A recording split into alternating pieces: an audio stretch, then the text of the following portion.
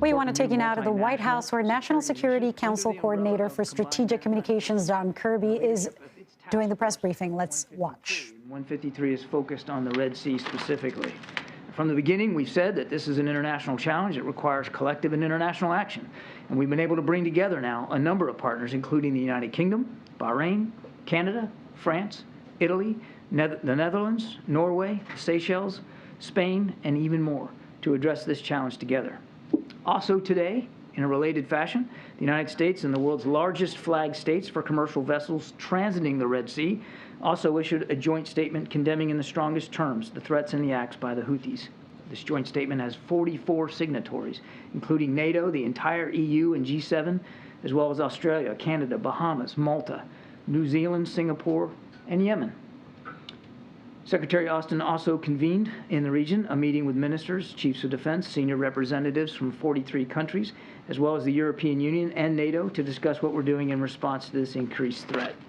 Now, I think it's important to put it a little bit in perspective. Some 6 countries border the Red Sea. The Red Sea is a conduit for 10 to 15% of all global trade, 8% of global grain trade, and 12% of global seaborne oil trade.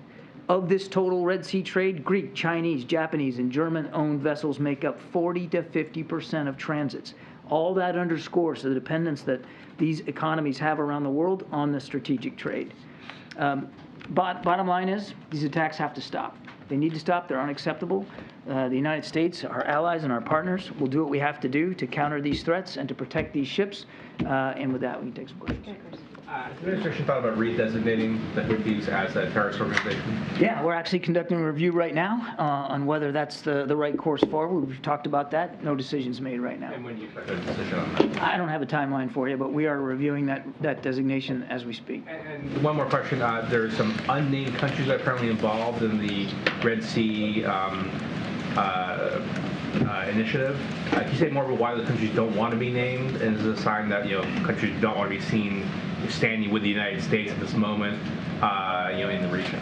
There are some nations that have agreed to participate and to be a part of this, but they get to decide. They're sovereign nations. They get to decide how public they want that to be, and I'll leave it up to them to be able to describe it one way or another. Since because not all want to become public, I doubt you're going to get much more out of them. And the last thing, given the countries want to be unnamed while participating in this U.S.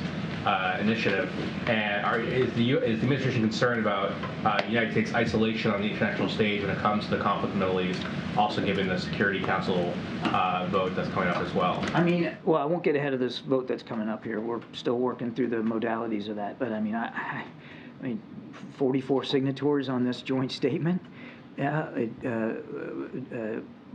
Several nations now willing to join us publicly in this, and others that are willing to participate in this maritime coalition. It's hard to look at these things which the United States has driven forward, and say that we're somehow isolated on the world stage. In fact, I think what this shows is our convening power and how much American leadership matters on the world stage.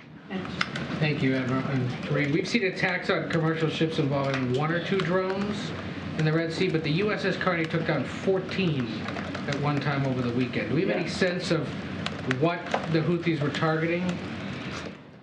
In the broad scope, Ed, as I mentioned in the opening statement, and the whole purpose of this maritime task force is that they're targeting commercial shipping. I mean, heck, they've even said publicly. Usually it's 1 or 2. 14 at one time. Was that going there? They have largely focused their targeting on commercial ships, but we haven't seen any specific targeting or intention to target naval vessels.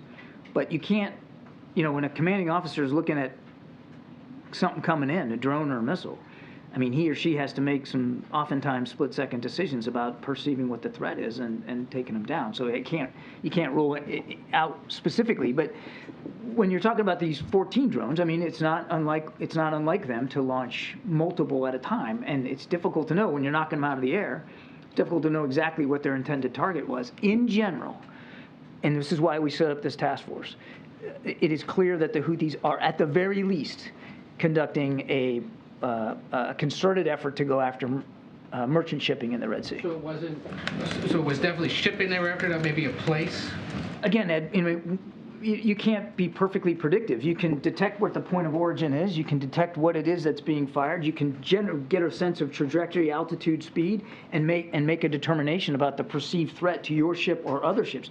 I can't rule out that there weren't terrestrial targets that might have been at play here. But again, in general, what we're seeing consistently from the Houthis are attempts to target merchant shipping in the Red Sea, and it's backed up by their own statements about what they're trying to do. Real quick, on an unrelated matter, there are early reports that 2 Americans have been released in Venezuela.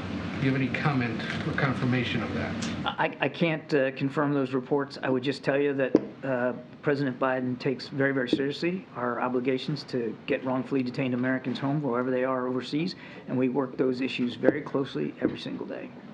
Thank you. The Houthis have made it pretty clear they don't care about this multinational task force. They don't care how many ships we park out there. It's not going to deter them. So is this really going to do the trick? Are you seeing any signs that this is actually going to deter them, or is it time to consider taking military action? Well, now it just started, didn't it? And there's going to be a whole lot of hardware in the Red Sea now, naval hardware, not just from the United States, but other ships from other nations, to counter these threats. So let's see where it goes. I mean, it's up and running now. We hope it gets stronger and we're able to add additional countries and additional capabilities to it. I'm certainly not going to telegraph any punches one way or the other. I'll say this, though. As I said in my opening statement, the attacks are unacceptable. We have national security interests at play in the region. There are international security interests at play in the region, including to the threat to shipping. We take those responsibilities seriously. We're going to continue to do what we can to protect them. So when they say even if America succeeds in mobilizing the entire world, our operations will not stop unless the genocide in Gaza stops, you think that they will actually change their mind because of this? That's a great question for the Houthis. What I can tell you is we are not going to stop protecting our national security interest in the region. Thank you.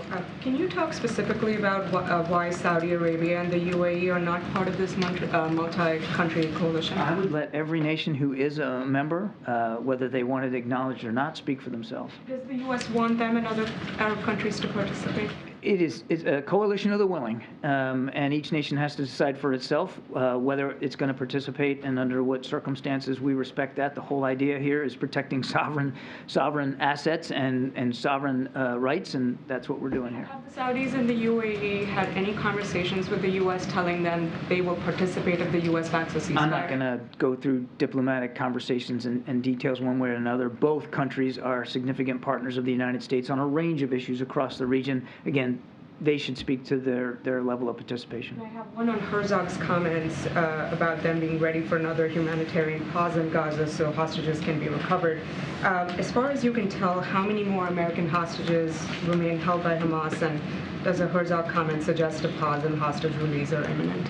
As far as we can tell, and I'll caveat this as I have many times, that our knowledge is not perfect, but we think there's still about 8 Americans that are still being held hostage, with some 140 total that we believe Hamas and other groups hold. I don't have an update for you on the progress of talks to try to get another humanitarian pause in place so that we can get hostages out. We continue to work this literally by the hour. Nadia. Thank you, Karine. Pope Francis suggested that Israel is using terrorism tactics after... You have been listening to John Kirby, National Security Council Coordinator for Strategic Communications, speak at the White House press briefing. Kirby says the U.S. has brought together a number of countries in a task force to address the issue of commercial ships being fired upon by Houthi rebels in the Red Sea. He says, quote, "The bottom line is these have to stop." Kirby says that so far there's no specific evidence of U.S. naval vessels being fired upon. He also says that he believes there are about 8 U.S. hostages still being held by Hamas in Gaza.